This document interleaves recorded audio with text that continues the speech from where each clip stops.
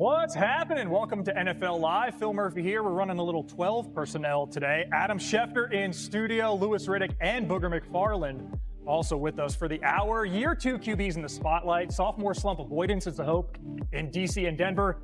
In Chicago, looking for more of a take two with number 1 overall pick Caleb Williams under new head coach Ben Johnson. Chicago's use the word accountability. It's like that for every position, but certainly that position, you got to be able to tell them when it's good and when it's not good enough in front of their peers. And then we spent a lot of time together one-on-one as well. I thought that was some of the best things that I did when I became coordinator was the quarterback and the play caller need to see the play exactly the same. And so you don't develop that trust unless you spend a lot of time together.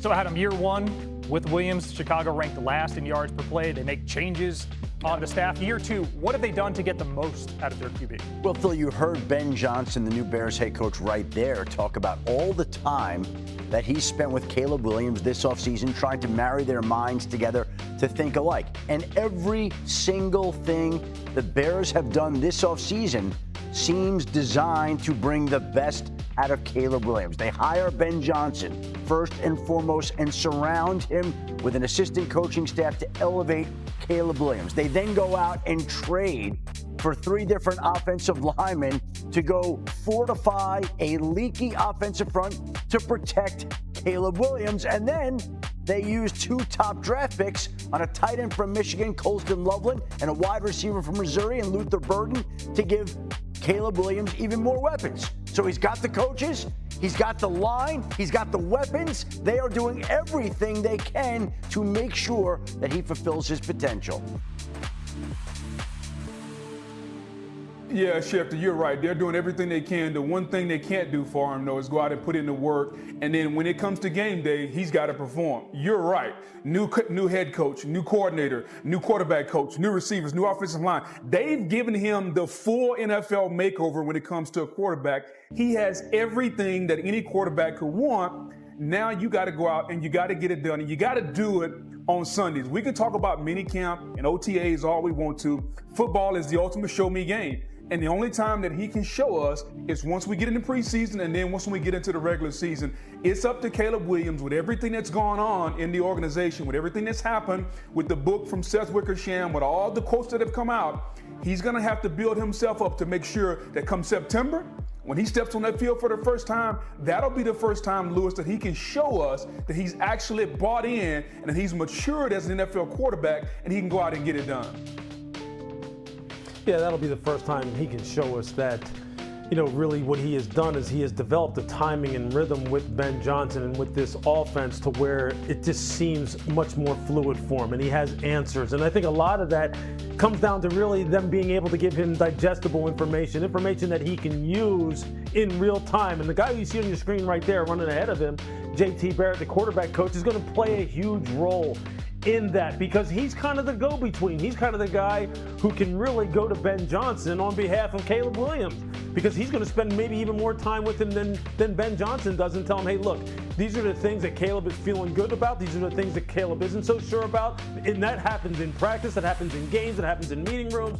And I think having that relationship will allow Caleb to really hit the ground running as fast as possible. I mean, it's a whole new offense for him. So there's going to be some growing pains, but I think those 2 guys together, Ben Johnson and JT Barrett, have to work in tandem to make sure that Caleb's learning curve isn't so steep. And it's not a terribly high bar year over year. The Bears last season, 17 points per game, 4th fewest in the NFL, and it got worse as the year went on. They ranked dead last in scoring after week 8. You juxtapose that with somebody else entering year 2, last year's Offensive Rookie of the Year, Jayden Daniels, who as a rookie showed he could compete with the best. Look at this. 75 total QBR against teams that made the playoffs. That's the highest of any rookie since that metric was introduced in 2006.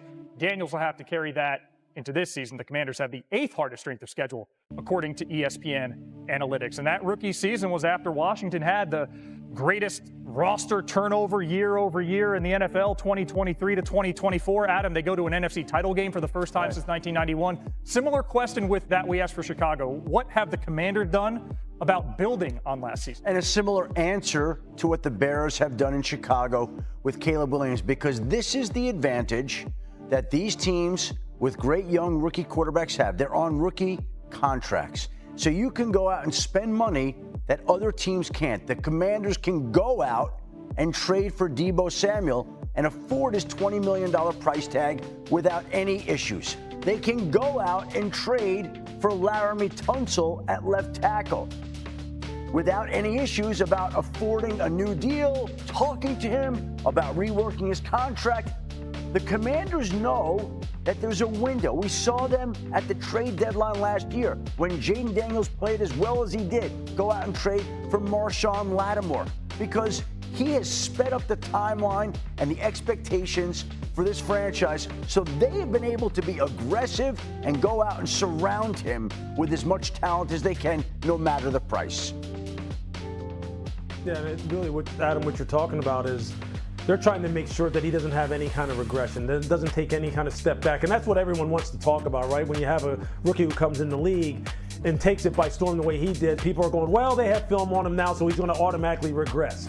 And I just don't see it that way. And I think there's three keys to that. One, obviously, you got to do everything you can to keep the roster healthy around him and not have things to start breaking down and people not available for him. You do that, you're well on your way. Impactful additions. I mean, you talked about it, Adam. Having a guy like Deebo Samuel, Laramie Tunsil in the fold now, those are huge, huge additions. The drafting of Josh Connerly from Oregon. This offensive line should be real solid. They should be much more physical up front. The running game, and not just Jayden Daniels as far as the running game is concerned, should be much more impactful this year and take some pressure off of him. And then, the continuity of the coaching staff, I mean, that's just huge as well. Cliff Kingsbury coming back.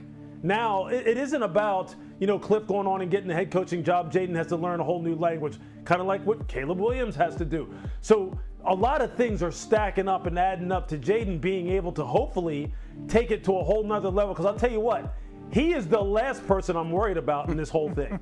He'll do his part. You just want to make sure everyone around him does their part, and then it's off to the races. Yeah, no doubt about it. And in the NFL and in football in general, there's an old saying that you make your biggest jump from year one to year two as far as the speed of the game slows down, as far as your ability to know what to expect, how to expect it, when to expect it. And we're talking about him after his rookie year. Think about that, guys. A 71 total QBR last year as a rookie. So the sky's the ceiling this year. We're expecting big things. And I think his ability to play so calm and so patient and so poised last year is going to be taken to another level. And I think that's the thing that has everyone in Washington excited. You juxtapose that to what's going on in Pittsburgh, where they have no idea who their quarterback is and everything is in disarray. Everything in Washington is in place, and now the enthusiasm and the excitement is starting to build there because they know as long as he stays healthy and everybody around him does their part, he makes that next jump. We're not just talking about a team that can get into the playoffs. You're talking about a team that could have one of the elite quarterbacks in the National Football League. And when you have one of those guys, that gives you an opportunity to win a championship. That's the difference when you have a quarterback that can do what he did as a rookie. And now the game actually slows down his second year. I'm excited to watch him because I know how it was for me, my rookie year to my second year.